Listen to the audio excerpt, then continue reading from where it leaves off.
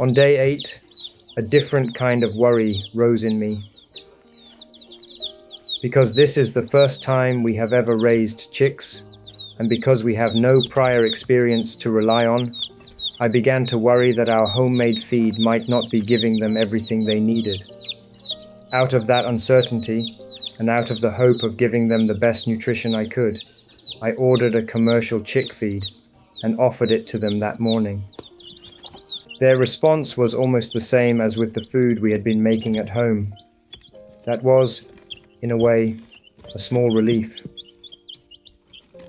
Part of me had wondered whether the commercial feed might have some special smell or quality that would immediately attract them and make them eat with greater enthusiasm.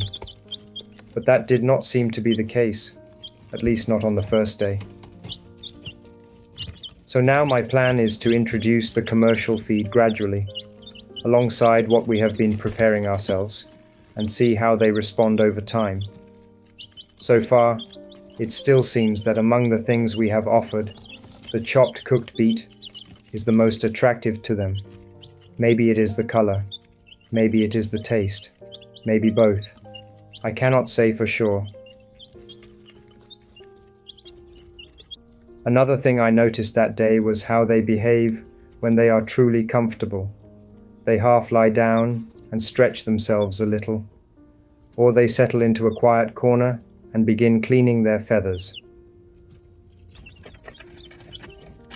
The larger White Leghorn had chosen a sunny spot beside the feeder and was dozing there peacefully. Again and again, her companions passed over her head or stepped across her body, as if that corner belonged to everyone. Yet she could not be bothered to move. She simply stayed where she was, eyes opening and closing depending on how forcefully the others nudged her as they went by. It was both comical and strangely endearing. And they remain endlessly curious. We changed the water feeder, and they pecked at the new one at once. When we reached in to refill water, or hang a flowering arugula branch, they pecked at our hands too. Almost anything unfamiliar seems to excite them.